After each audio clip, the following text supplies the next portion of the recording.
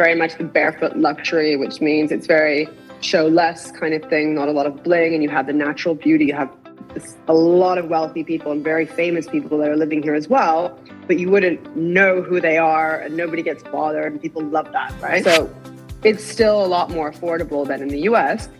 So people, generally speaking, will get their mortgage approved here and then get their mortgage, and then buy in Portugal. And Spain is the same thing. So if you're going to go for something, you might as well go for something completely different. It's great. And I'm like, okay, now, Mom, I'm going to go horse ride. So I went off, I left to Germany, and I trained, and I really was very keen at becoming an Olympic rider. And I just realized I'm never going to be, I will be okay, I'll be good, but I'll never be at the top of the top. It's very much in a feeling. When I meet somebody, you know by the get-go if they're somebody serious, if they're motivated. Motivation and drive is the first thing. I don't care if they've never done real estate in their lives. Most of my agents had never even understood or knew what it was. I might have some of my agents come with me and interview new agents because I want their opinion. I want them to feel part of the team, and I want their feedback because, again, together, we're a lot stronger. Yeah, you have to have very thick skin. There's a lot of money involved, and when there's money involved, there's pressure. So people can get very anxious, and with anxiety comes anger, and all sorts of emotions come out. What's up, everybody? This is Simon. On this episode of The Ideal Hour, I have Alexandra Victoria Bonte. She is a luxury real estate agent. She does more than that, of course, and she focuses on several international markets, which we're going to talk about, one of them including Ibiza and Portugal. She's just a fascinating person. So when we reached out, she graced us with her presence. Thank you so much for coming on, Alexandra. And I hope you're going to enjoy this podcast. And let's get right into it. Thank you for having me, Simon. Very exciting. And hi from Portugal. Oh, my gosh. What time is it over there? It is 5:30 p.m. Okay. Beautiful day. Did you ever live in the U.S. and decided to just move there and open up a luxury real estate business? Or how did it go down? I did. So I'm half American. My dad's from Los Angeles, but I've been based in Europe mainly my whole life. And 12 years ago with my husband, we saw an opportunity in Portugal. I was very young. It was just after the recession. I'm not even going to say it was up and coming. It was just kind of a rundown place in Europe, basically, but it was beautiful. Went there for a weekend. And I just saw these beaches are beautiful. There's opportunity here, rundown buildings, and decided, okay, well, let's create something. That is so cool. Was the jump to like move out of the country a big decision? Were you nervous about it? Or was it like, hey, this is where I want to spend my life? My case is a bit different because I think I've lived in 8 or 9 different places. So different countries between London, Paris, Milan, Johannesburg, a little bit. My parents traveled a lot, so I was kind of used to bumping around and going around different schools. My husband has roots in Portugal, so he grew up here until he was about 12. So it was more of it's an adventure. I've just finished college. I finished my MBA. Now what? Like, I wanted something new. I have this usual 10-year itch, and my 10-year itch in Paris was coming up, and it was time to go, basically. You know what's funny is no, not really. They say there's like a 10-year itch in real estate as well. Like every time I'm in a house for so long, I feel like it's time to move. I don't know. That's right. That's right. Is that a thing in your business or what? Do even it's my thing. It's like marriages. It's the 7-year itch. Oh my God. Well, the seven is I'm just kidding. Less than 10. Well, let me ask you, do your clients feel that way too, where they may have the perfect place in their, like we're talking a dream home on the beach, whatever it may be. Do they still want to get up and go or what? Yes, they do. Very often they do. And those will be various reasons. So number one, they say it's too good to be true. Usually they end up thinking, well, they have to go back to work somehow or another. A lot of people came to Portugal for the tax benefits, for example, and then decided, okay, this is wonderful, but at one point we have to go back to work. We had a bit of that. And we also have people that they end up buying something so big because the prices are affordable or were very affordable at the time. And then they end up being the empty nesters. So they usually downsize, or they've taken the opportunity. They bought at a very good time. And obviously now they're flipping it. So that also happens. So yes, we do have a lot of that. To get rid of any mortgage if they have it or whatever. That's just right. To roll it And over. good opportunities come. We're in a hot market. So if the buyer comes along and there's a really good opportunity, there's a really good offer, then they'll usually sell it and then buy something else. So yes. Love that. The turnover is quite high. The interest rate in America is crazy. I don't know how that affects Portugal. It's not crazy, but it's higher than it was. Absolutely. Yeah. Is it causing a slowdown in international markets as well, or are you seeing actually people still seeing a bargain buying something? Not really. Not for Portugal per se, because we have a lot of American buyers that can get mortgages approved in the country, so in Portugal. So although it used to be extremely attractive, we're talking about 0.8% interest rate, which was never heard of before. We've now gone up to around. I know. That's why there was a huge move. I know. That's a free house. That's why it was so attractive. It's a free house, and that was like 90% as well, LTV, which is incredible. Yeah. Now that's changed, and it goes, for fixed rates. Variables usually go around 4%, between 3 and 4%, which is decent. You can get some around 2.5%, which is interesting on some of the variable rates. So it's still a lot more affordable than in the US. So people, generally speaking, will get their mortgage approved here and then get their mortgage, and then buy in Portugal. And Spain is the same thing. Wow, I didn't know, but that's still a really good rate. I mean, you can... when the rates doubled here, a lot of people had a hard time getting a house or had to downsize based on the fact that they can't afford that extra bedroom or whatever. That's right. Let me ask you, most of your clients that come to Portugal, do they maintain dual citizenship? Is it something that they live there part-time, 6 months, or are they full-time movers? Most people that come are actually full-time movers. Now, when I say full-time movers, that means they still have business elsewhere, so whether that be in the US, I majority have US clients and Brazilian clients, so they'll go back and forth, but they are people that come, and you see that by the amount of new international schools that have been opening up, and they're all full with long waiting lists. So that really proves people are coming and they're residing, they're living in the country. Wow. And the schools you mentioned, so now you're saying the school districts, probably more private or maybe even public, are now kind of catering to that international influx. Is that correct? That's right. That's right. It's mainly private schools opposed to the public, because the public will be in Portuguese, unless, of course, you opt for the version, which is great, to put your kids into the national system, which is wonderful. Most foreigners will want to go for the international program, which is the IB or the American or the UK.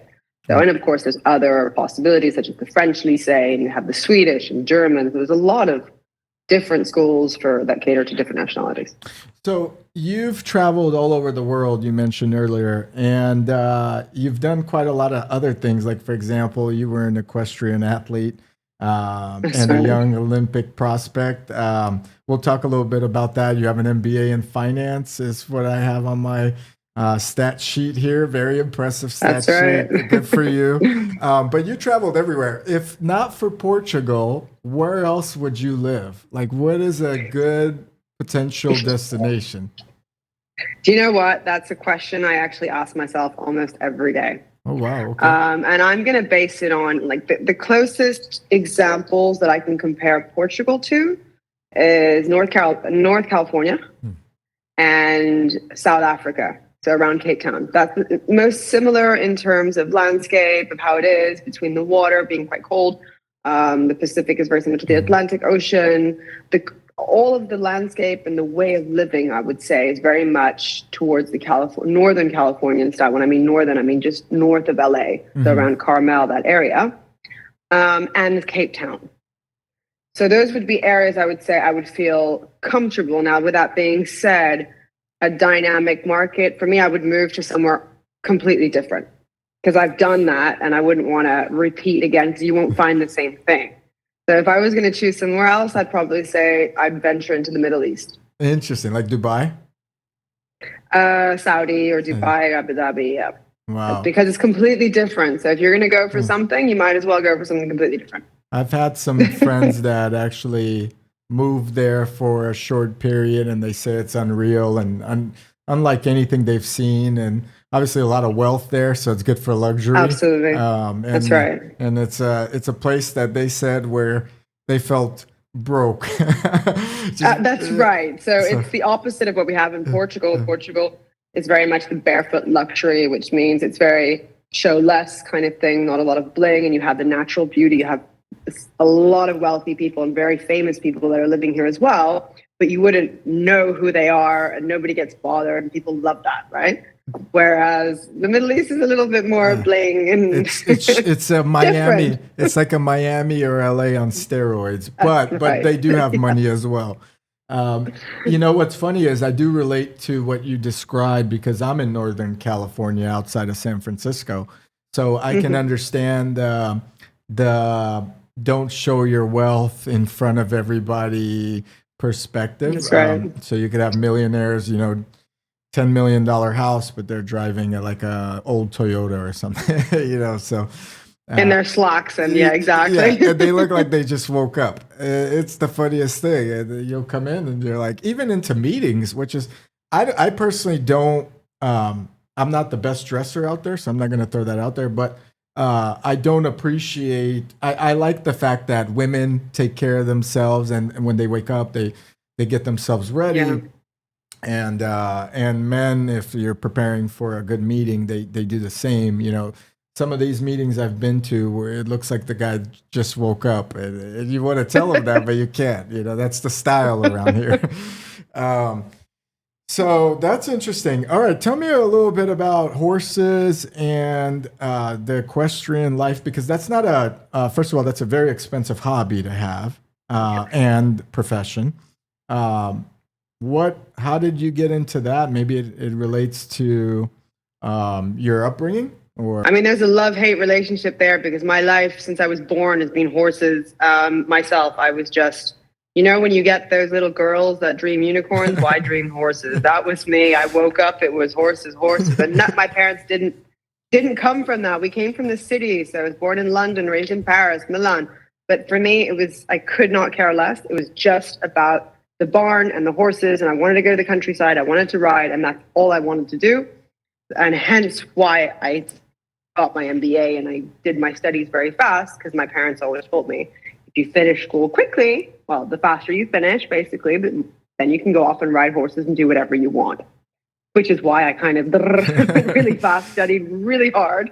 I got my degree at 16, which is the French baccalaureate, and then I went straight, and I'm like, okay, now, Mom, I'm going to go horse ride. So I went off, I left to Germany, and I trained, and I really was very keen at becoming an Olympic rider. I did have horses, so I was lucky to grow up around horses as well and always have a horse.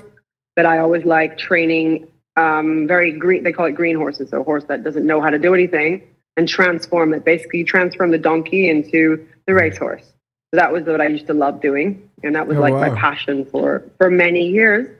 Seeing something and creating a magic horse, basically. That was my biggest passion and goal. With that being said, I did try out. I was riding for a long time professionally in Germany, then in Holland. And when we moved to Portugal, that's actually how I started. I was horse riding, and I was training for the Olympics at one point. But there's two things that happened. One, you said it correctly. It's a very expensive sport. Very expensive sport.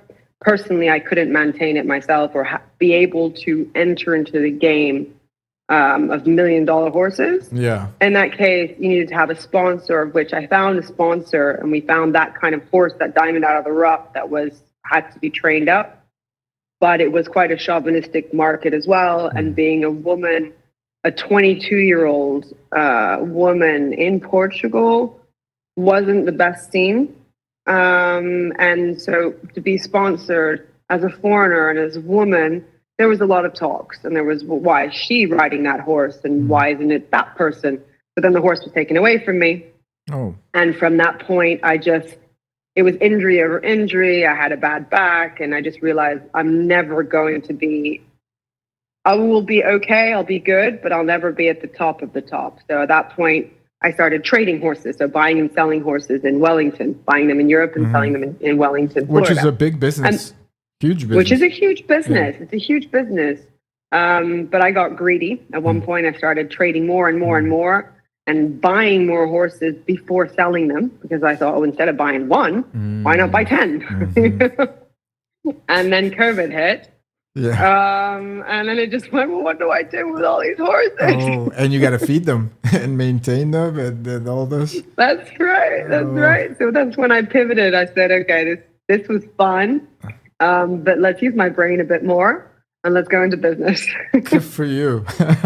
It's interesting. I've had quite a few amount of guests already on the podcast, and obviously outside the podcast, spoke to entrepreneurs. No one ever has like the straight line. It's usually someone will do something and then they'll jump into something else and something else, but they just keep going. And it sounds like that's what you're kind of doing. And luxury real estate seems to be well presented by you on your Instagram profile. We'll link it below, of course. But tell me a little bit about luxury real estate. You decided to jump into that sector. Obviously, there's a lot of presentation. There's a lot of grace and elegance, I would say, in that presentation of a property as well. I mean, no one's going to come in wanting to buy, a multi-million-dollar property, not be able to conversate with the person that they're buying it from. They want to see a person presentable. They want to see the place presentable and so forth.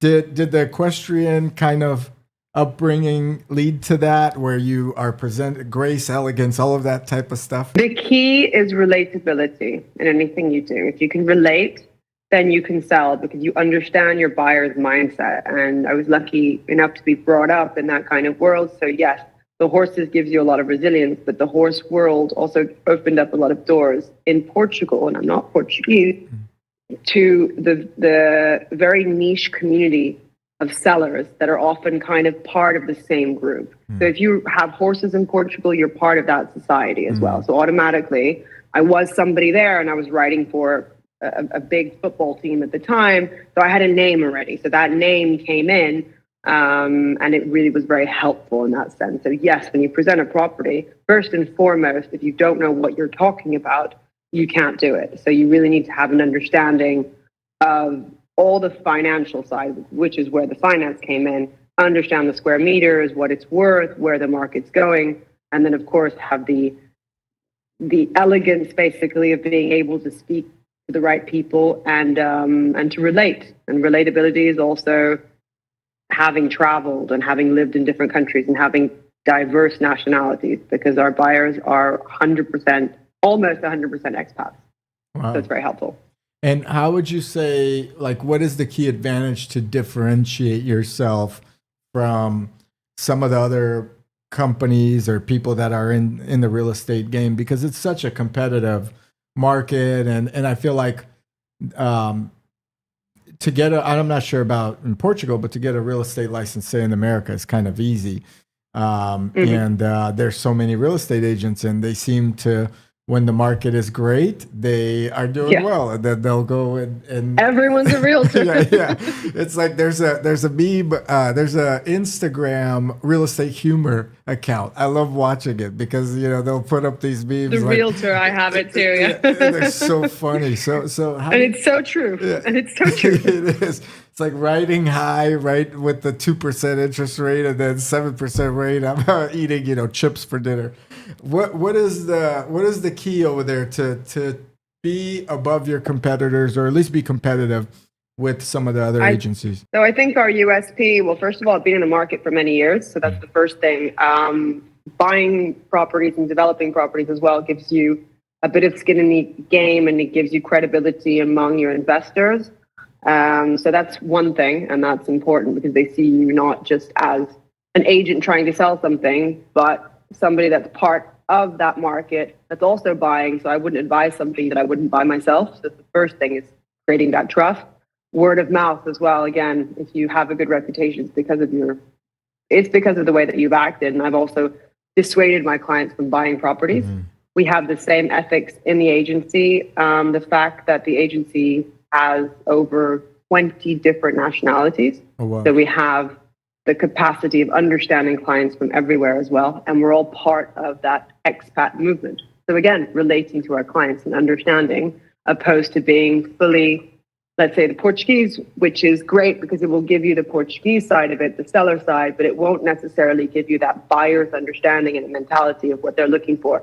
The proximity to schools, the proximity. So if you're American, we know the Americans would like this type of housing over another, or the Brazilians want to be in a closed gated community. It's just that understanding of different cultures and markets. And that's what I believe is our biggest US. Where are you seeing the influx of foreigners coming from? Is it Brazil or is it America? Like, is it 50-50? America's very big. Okay. America for us is very, very big. I'd say around 70% almost. And then, of course, the rest is patched between Brazil. We had France. France was huge for the last 5 years, and then that changed. And then we had a lot of English and Northern Europeans as well. But definitely, I would say Brazil and US. Is France one of them because of their crazy high taxes? People, yeah, okay. That's right. That's right. What's the taxes in Portugal right now? Like, if someone's coming in, what can they expect? Well, so the taxes are actually relatively high, let's say, compared to what they used to be. So it goes all the way up to 50%, which is very high. But there are still some interesting tax exemptions that can bring you down to 20%. So there's a new program, which is a new non-habitual residency, which they're going to put into place, which will allow you to be capped at 20% on your foreign income. Oh, it's pretty good. Let me ask you, obviously Dubai has 0% tax, which is pretty cool. Correct. I believe they still have a foreigner tax from what I understand, but if you still have businesses in the US, et cetera, do you ever see yourself opening like an office there or really trying to expand? Maybe. Is this a secret? You'll see. Maybe. I see. Well, listen, I think you've got the energy for it, so that's pretty cool. And it's booming from what I hear out there. I've had some buddies that bought a place there, and I've had people that wanted to open up stuff there and so forth. And I hear it's like the next get in while you can kind of place, from what I hear. It is. So it is. Yes. That's good that you're leaning that way. Let me ask you another question. You speak 5 languages, is that correct? I do. Oh my God. I do. What are those? I'm a bit of a geek. Yeah, what are those languages? Because that's pretty impressive. English. So I can trick you. American English, Australian English, British English. Okay. No, I'm joking. So English, French, Italian, Spanish, Portuguese. What am I missing? German. Oh my gosh. I'm missing something. You're missing something. That's a pretty impressive resume. Was German hard to learn? It wasn't. Well, that was through the horse riding in Germany. Okay. So I picked it up. I actually picked it up when I was there, and I was speaking fluent German. Now it's okay. A bit rusty, but I can still understand it. And I'm learning Arabic at the moment as well. Oh, okay. That would make sense. I see why you're learning Arabic. That's crazy. Exactly. So at this age, you can still pick up a language, and is it? Well, I've been trying. I don't know. I don't know. I'm trying. Let's see. Okay. Duolingo is helping me. I know. I've been on Duolingo Spanish for years, and I still only know how to say milk or something. You know, like where's the baby's milk, or milk for the baby, and this and that. So, I get angry birds all the time because I'm never on it, so it gets really angry at me. Yeah, it updates you that you're not doing well. I know, I get that too. It's like, hey, it's been 7 days. Where have you been? And there you go. You know, it's crazy. It doesn't understand that there's life out there. So, what are some of the biggest challenges in luxury real estate, and how do you overcome those challenges? My opinion is, for luxury real estate is the same everywhere, but of course it's going to depend on the markets and the market currencies. So our biggest issue, inflation is the first thing, interest rates, number 2, and number 3, the market in general. So politically speaking, what's happening? Mm-hmm. What's happening in the government? Are there changes? We had the golden visa, which was cut. We've had different things happening. So, for example, California, now you have the wildfire, so that's going to impact real estate. It's about what's happening in the world, basically. So that's going to affect, obviously, real estate markets, and then understanding trends and bubbles, for example. So are we at the top of the bubble? Are we getting there? Are we going down? Mm-hmm. What's going to happen? So when you own an agency, it's also predicting what are the sales going to be over the next couple of years. And then you have to forecast, how much am I going to spend in the company to grow, or should I downsize it and just be cautious on that side? And how do I overcome that? by being on top of the market and really truly understanding the numbers of what pricing should be. There's a lot of speculation, and we see a lot of sellers that tend to get greedy and price their properties very high in the bullish market. But when they don't necessarily take into account the market may be correcting itself, and I do. So I won't take on listings that I find are too expensive or getting to that too expensive price. I like to adjust it immediately or really remind them. So it's really pricing properties well and making sure you can't take on more than you can chew. So if you have the right type of things in your portfolio that you know are sellable or liquid assets, great, then you know that you're going to be fine. But on the contrary, if you take on too many listings that aren't liquid, then you're going to end up drowning yourselves in properties and angry sellers. And I see that amongst many agents. And then lastly, it's owning the agency. It's actually quite interesting. It's keeping your agent happy and motivated, even when there's a downturn in the market. So that's by looking at new markets, for example, or looking at different opportunities, whether it be through marketing or whether it be through different type of size portfolios. So instead of going only luxury, maybe look into maybe lower type of properties or go back into rental. It's just adjusting, but keeping your agents happy and satisfied and always giving them leads and making sure that that's flowing. You know, that I was going to ask, since you own an agency and you mentioned there's quite a few people in your agency, what do you look for in another real estate agent? What before they join your team? And obviously your goal is to expand. What's a good trait, or what do you look for? Well, it's going to sound a bit cheesy, but it's very much in a feeling. When I meet somebody, you know by the get-go if they're somebody serious, if they're motivated. Motivation drives the first thing. I don't care if they've never done real estate in their lives. Most of my agents had never even understood or knew what it was. And that's what, again, it's like, it's going back to the horses where you're training something. You're molding them. Exactly. You're molding them, and it's much better because you're molding them into something that you know works. So it's a program that works instead of taking on something that has a lot of, I'm not going to say defaults, of course not, but it's different. Yeah. Bad habits. And older habits, let's say. I like taking something new and fresh. So I really like to say motivation, people that are extremely social as well, very helpful, or on the one hand, very social and know how to network, or on the other hand, very number focused and super organized. And you can see that in meetings. Are they taking notes? Are they not taking notes? Do they remember? How does their brain work? Where does their mind go?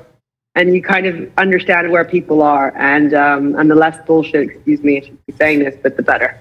Have you ever had some of those interviews where you saw? Yes. Yes. Many.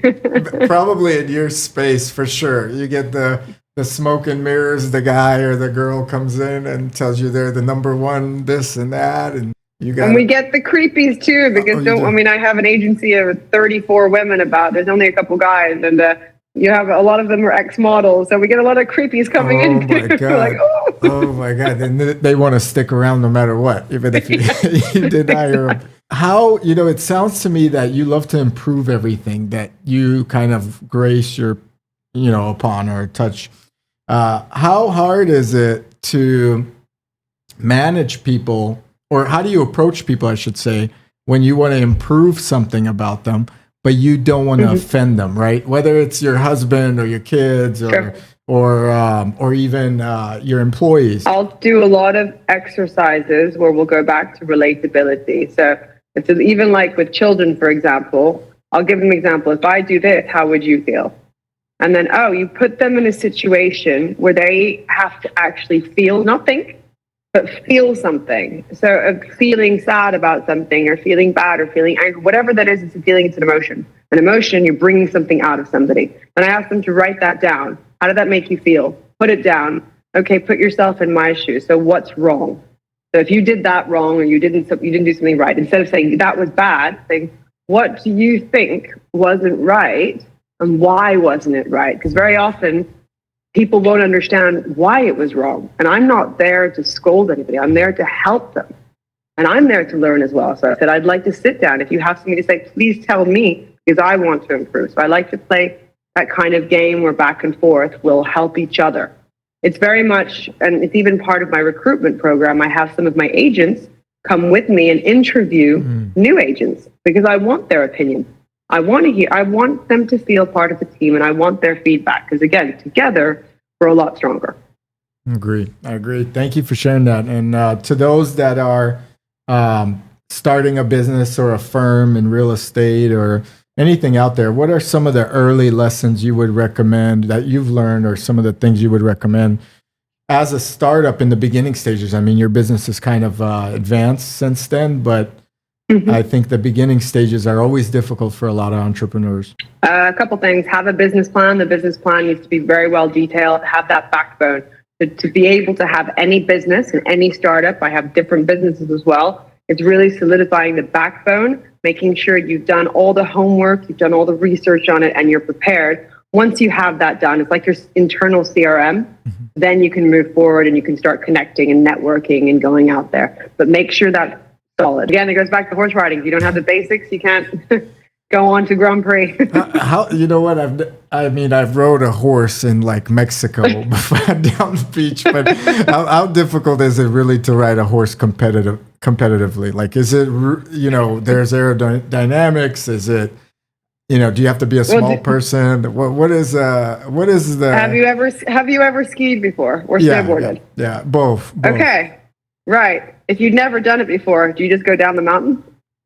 You know what? If I tell you my first time down a mountain, I didn't grow up with a lot of money, so my parents never brought me to the ski places. And the first time I went to Lake Tahoe, which you may know, my friends decided, I'm Russian by nationality, and my friends decided to play a joke on me and took me down a double diamond.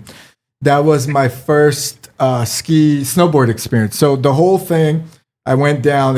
I was in pain. Luckily, I was young then. But by the time I got down, because I had to slide down for most of it on my gloves, the gloves were ripped to the foam part, and my butt was hurting and all that. So that's not a good idea. You're right. So getting back and by the way, similar experience. I didn't grow up with skiing. My parents couldn't take me skiing. My husband took me for the first time when we met, and I told him, of course I can ski, because I thought this would be easy. Same thing, right up the mountain. I looked down and went, oh boy. You're like, this is not good. This is not a good idea. Same thing. Yeah. So that's the same thing with riding a horse. He didn't leave you though, did he?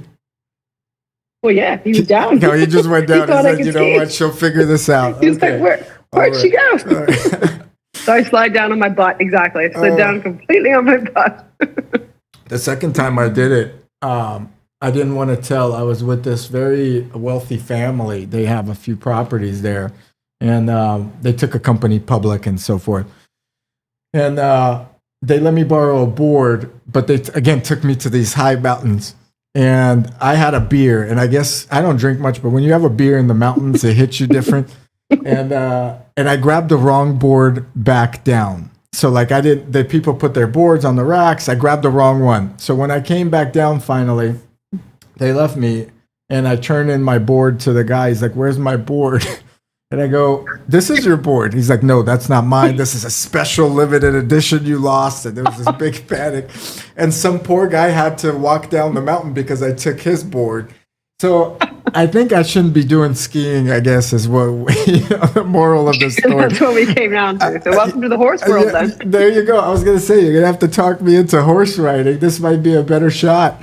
So we'll see how that works out. All right. So has your MBA in finance really helped you, become a more successful business owner? Is an MBA really necessary nowadays? That's a big question a lot of people ask. Nah. No? I don't believe so. To be very honest with you, I mean, again, I did it because I wanted to satisfy my mom so that I could go on and be a horse rider. No. So there's yes and no there. I mean, what it did help me is it gave me the foundations of business, and it gave me the foundations to understand the notions of finance, how to make things work. So yes, it was very helpful if you do it right. And I was somebody who's valedictorian. I love studying. I wanted to get that done and understand it. In that case, yes.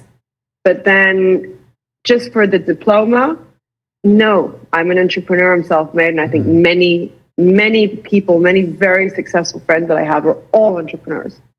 So I'm not for the certificates. And I never look for that in any of my employees or agents. I could not care less if you owned restaurants, if you worked as a waitress, I will take you on because I think that person is going to be more valuable in the company than somebody that's been to Harvard. In some ways, I'm not saying I agree. nothing, I get disrespect there. I think what you're getting at is like, hey, you could have a paper degree, but at the end of the day, you might not be able to communicate with someone versus like a waitress or a waiter. They have interpersonal skills. They can read a person when they're angry or sad or whatever it may be, when they're in a hurry and engage the social skills. Yeah. That's right. It's very important these days. So yes, academically speaking, it's good in terms of knowledge, and it's very important in terms of knowledge. But in terms of the diploma, these days, a lot less. Well, these days, it depends on what country you're in. So if I would say France, for example, UK or Germany even, yes, it's necessary if you're applying for any job. A lot less so in America, and a lot less so in places, well, let's say Middle East, for example, or Portugal or Spain. The Middle East, I've never been. You've been, obviously, right? Various times, right? Yes. Okay. Yeah. What's your favorite part about it, and what's your like least favorite? Like, let's say you were gonna move there, which I'm not a fortune teller, so I don't know if you're gonna move there or not. But if you were gonna move there, and what would be something you look forward to, and what would be something you'd miss? Well, let's go to the extreme. Let's talk about Saudi Arabia, because Dubai is very international, and it's very easy to move to Dubai. Saudi is very different. It's a very different Saudi Arabia. It's a very different type of country. Everything about it is nothing that we would have known as Westerners, for example. Now, what I love and what I learned to really understand is the hospitality of people. They are so welcoming, so warm, generous, and they really welcome foreigners and help you out. So we have a bit of that prejudice of their, pushing us back, and myself, a woman, blonde, especially going there. Quite on the contrary, very well-educated people, very well-spoken, very humble. So it's not at all the bling that we see on TV or that's exactly the opposite. I love that. So it's elegance. It's the definition of elegance and true elegance in that way, which is true wealth, and that I love. I really do love. On the other side, what would I miss? It's probably the openness, let's say, that we have in Europe, for example, especially Ibiza. You wouldn't go around in a tank top t-shirt. It's just culturally speaking, the dress code needs to be very different. And even though there's a lot of openness towards women, you still need to understand that it is a Muslim country, and there are rules and regulations that you need to respect and that we may not be used to as Westerners. Let me ask you, you obviously live in Europe. Do you travel in Europe for holidays, or do you ever go, I want to come back to the US, or you're like, we're going to Ibiza, this is where it is, or St. Bart's, or any of these places? Well, I'm in Ibiza a lot because I have my business in Ibiza. So Ibiza for me is home, second home. So obviously that's a holiday destination, which is always work and never just holiday. France is home. My parents are still between France and Italy and US. So I usually like to go out of Europe because I like to travel. I just got back from Vietnam. I was there with my husband. We were traveling. Thailand as well. So I like going to Asia, for example, to visit other things. In Europe, it'd be more for work, a little bit less for holidays, unless of course it's to visit a new city or something like Northern Europe, for example. Iceland, I discovered last year. That was beautiful, for example. I think there's a lot of European cities to visit. So. It sounds like you don't want to go to the same place every year The world is huge. Why would you? It's such a playground. I'm somebody who I love to discover. I'm curious. I think you need to see things. And one of my dreams would be to take my kids out of school for a year and just travel and have them see the world, basically. How many kids do you have? 2 kids, 6 and 7. Oh, wow. Boy, girl, girls? Girl, boy. Girl, boy. Nice. Very good. Being a mom of young children and still being so successful and really on the grind, how do you manage that? How do you set that time aside, or how do you be there for them while still making sure that everything is going in the right path work-wise? It's very tough. It's very difficult balancing everything. I'm a mother of 2 young kids. I've never stopped working, but I also what I do is I try, and the time that I have with my kids, I make it valuable. I make sure that I'm there for them. I'm there for them in the mornings when I can. And when I travel, I speak to them on the phone. But I like to say that I want to be their role model. My mom, both my parents were extremely hard workers. My mom's still working right now. She's in the Marshall Islands, so 72. So I grew up with that. So for me, it's normal. And I would love to be that role model for my kids where they see, okay, she's a woman, she's working, she's hustling, she's out there, she's doing it, she's making a difference, and she's going into philanthropy. And I like that. So yes, it's difficult. So I don't get to be that soccer mom that picks up their kids at school. I don't. And I confess. And sometimes I miss that. But on the other hand, the time that I have with them is valuable time. You're focused. That's right. Difficult nowadays with parents. They, and I find, and I'm guilty of it sometimes myself, I have to like almost remind myself that, hey, I can't be on the phone, or I can't do this or I can't do that while with the kids. And it's really difficult. And I think the way that the notifications and the instant responses that are kind of required of today's business world, it could ruin that relationship. You can look at it both ways. You can look at it, I see it in that way. And one of the things my kids tell me the most, and they say, Mom, get off the phone. Mom, get off the phone. That's the one thing. So that makes me sad. And it's true, it's that, as you say, instant response. But then again, you can look at it the other way as well, whereby we can go anywhere, we can travel, and we can have our phones instead of being at the office. So it's that glass half empty, half full. I like that. Yeah, it's like, hey, I'm doing this so we could be here at this beach. That's right. I tell them that as well. I love it. And they understand. Yeah, they do. Good. I'm at Disneyland, I'm on the phone, like, Mom, you're on the phone. I said, yes, but we're at Disneyland. Yeah, I love so that. There you go. Disneyland's an interesting place. What about relationship advice? Obviously, you're married, you're with 2 kids. How do you balance husband, wife? How do you guys designate time to make sure there's still spark and things are going That's well? A very good question. Yeah. Somebody have the response to that? Yeah, I don't know. We're going to see in the comments. We're going to see if people are actually able to crack this one open and see what the truth is. Question mark, ... Please leave your answers. Yeah. That's one that's very tough. That's probably the trickiest one.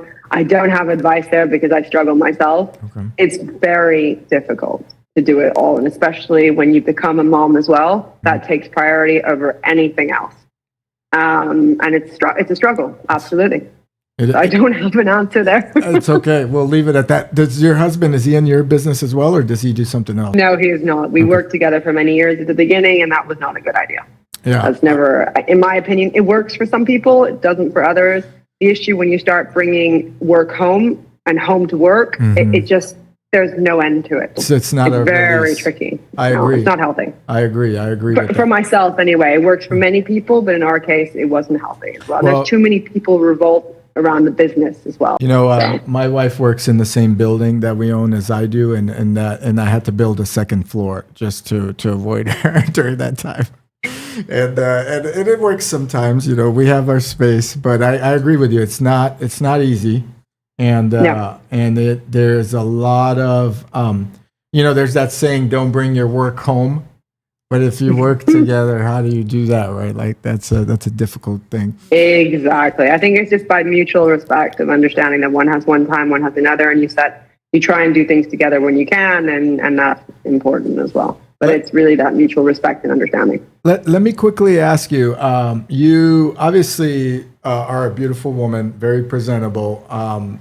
Thank you, I went on your Instagram. I do that with every guest just to get a feel, kind of like you said earlier. Oh, so I'm not special then anymore. No. You're very special. And listen, I'm the appreciative one for you to come on. But I always look at the guests to get that feel, like you mentioned earlier, when you were interviewing someone or you're talking to someone, you could see if they're fun or not fun, if this is, you're going to hit it off or not. How important is that to you? Not only as a role model to your kids, but also to the business sense. Like, how important is it to present yourself in this beautiful way versus maybe, and I'm not downplaying people in Northern California where they're kind of dressed down and so forth. Let's just say that I grew up in the city. So for me, growing up in London, Milan, Paris, Fashion's important to me as well. The way you look has always been important. And I think that I understand that today's mentality is don't judge a book by its cover, and I get that, but I also think that if you go back to even caveman time, the way that you look means a lot, because it's the first thing somebody's going to see. Yeah. So literally, we use our eyes before anything else. So if you see something that's beautiful in a way, when it doesn't mean to be physically beautiful but well kept, automatically you're drawn towards that person. And it's just like well-groomed. These are things that I look for as well. It's essential. And yes, it's an important factor. If a guy or a girl comes in and they're not extremely well-groomed to an interview, do you go, well, is this going to be presentable? Yeah, I actually turn them down. Okay. I do usually, because if you come, especially if you're coming for an interview and you didn't, brush your hair or whatever it was, or tuck in your shirt, I mean, I agree. It's pretty bad. Or coming in late. Tardiness is something that if you came in 5 minutes late, I don't care if it was traffic, but to be honest, if you came to an interview, my biggest lesson in life is when I was 15 minutes early for a listing viewing of a $40 million property. And I had a phone call at that time, took the phone call, and then arrived 5 minutes late. They shut the door on me. They said, no, wow. Lack of respect. So for me, the first thing is that. So same thing goes with presentation. It really is. It's important. Make the effort. I agree. So everybody listening out there, look presentable, especially if you're looking for a job, because people won't hire you if you can't take care of yourself. How can you take care of their company? Let me ask you a quick question. These $40 million sellers, not that one in particular, or these $40 million homeowners or what the like, are they nice? Are they rude? Does it depend? Are they like obnoxious, cocky, arrogant? What do you get? And I'm sure it's across the board, but like, what's the typical average? Everything and anything, honestly, absolutely. The most arrogant, the most difficult to deal with. But again, they're trusting us with a valuable asset. They're paying our commission. We work for them in that case. So, but we're also doing that favor. We're helping them sell. So there needs to be mutual respect in those ways. But there's a lot of that, yes. And there's a lot of, in the real estate game, I think you'll see that on Instagram, the broke agent, I think he's called, which is very interesting. You have to have very thick skin. You do. Okay. You remember that there's a lot of money involved, and when there's money involved, there's pressure. So people can get very anxious, and with anxiety comes anger, and all sorts of emotions come out. I love it. And as we kind of wrap up here, got some fun questions for you. If you could go to dinner with any person or a few people, whether they are dead or alive, like a person that you've looked up to, whatever, who would it be and why? Tony Robbins. Oh yeah? Why? I would. I don't know. I've read a lot of his books, well, all of them in fact, and I think he's somebody that I would definitely look up to in that sense. As a mentor, let's say, in a way. He's got good energy. I went to his events before. I jumped and cheered, and it's really interesting how he can spike. I think one of the best Tony Robbins things that I've read personally, and I've read some of his books too, is when you're down or whatever, you just look up and smile, and that seems to be so effective. It just works. Like, you can't be sad if you're doing that, or thinking of a baby laughing. It's kind of like a win. It's anyone, honestly, it's a sense of humor that will win me over anytime. Anytime. What would you ask? What would I ask him? That's a good question. I mean, what wouldn't I ask him? I think I'd want to ask him everything. Like, what's your key? How do you do it? Hopefully you wouldn't freeze. That's probably no. I would ask him so many things, but I think I would ask him what makes him happy. Like, today, you've done all of that. What's next? What actually really makes you happy? And don't go into the whole my kids, my family. Truly deep down to your core, what do you enjoy? What excites you? All right. Well, Alexandra, then what is it that you think is true happiness out there? You've seen it all in terms of like people with wealthy properties, dream homes, etc. What do you think is true happiness? Because like Tony Robbins has said many times, is he knows billionaires. I think he did a study on it, and like out of the I think he interviewed 100 billionaires or something like this. Out of the 100, 70% were miserable, or he said he couldn't even sit in a room. I'm not sure about the stats of it, but I think you've read something about that too in one of his books. Absolutely. What do you think it is? What's the secret sauce to... I'll give you my answer. Dreams and hope. Imagine being a kid again. What did you love doing when you were a kid? You love drawing those things, imagining, right? Your world of play is your world of imagination. So as long as we're creating, as long as we have ideas, we're motivated. If we're motivated, we're excited. That brings us the adrenaline. I love that. So never stop. A lot of people say they're happy when they're doing nothing. For me, it's about creating. It's about doing. It's about dreaming. Yeah, I don't know how people are happy doing nothing. It seems like such a waste of time. It's an interesting thing. All right, and then final question here as we wrap up. If you could go back in time. You started early, after visiting Portugal and creating a business. But if you could go back in time, any point in your life, what advice would you give to your younger self and why? Patience is a virtue. I have that tattooed on me. Patience is a virtue. Stop being so eager to grow up and just have fun and play. That would be one of my biggest things. Enjoy it. Enjoy the ride and enjoy dreaming and just enjoy yourself. How do you combat patience? Because it's such a difficult thing to. What do you do now that kind of helped you versus say before then? Because listen, I'm impatient as well. I think we share that trait where I want it now. I want to get this done. I'm thinking ahead. I want that property now. Like I want this now and so forth. What do you do? I don't. You don't? I don't. I still don't have the recipe. I'm still that kid. I see. You're still That's why it's tattooed on me. Do you ever look at it? Do you ever look at it and remind yourself, like, "Hey, calm down"? I do. Okay, Listen, right. I wrote that on me. I inked that on me. That's it. I'm gonna need to get my first tattoo now. You've inspired me. That was mine. If I could give myself messages, you wouldn't see my white skin anymore. It'd be a full body of tattoos. All right. There you go. All right. Well, thank you so much, Alexandra, for joining us. Thank you, Simon. Is there anything you want to share before we conclude? And it's been a great podcast. I hope you enjoyed it as well. I loved it. It was a lot of fun. The only advice that I can give is just, love it and live it and do what you love doing and never stop doing it. I love it. I love it. All right. Well, we're going to link your contact below for Amazing. The audience. If you have any questions, if you're looking for luxurious real estate, if you any type of real estate. Any type of real estate. If you want to move to Portugal, if you have questions about Ibiza, Dubai, Saudi. It's not. I've been to Ibiza one time. It was a very nice place, very fun, and maybe one day. Exactly. Maybe one day I'll come back. All right. Thank you so much, Alexandra. Thank you. Have a great weekend. Thanks.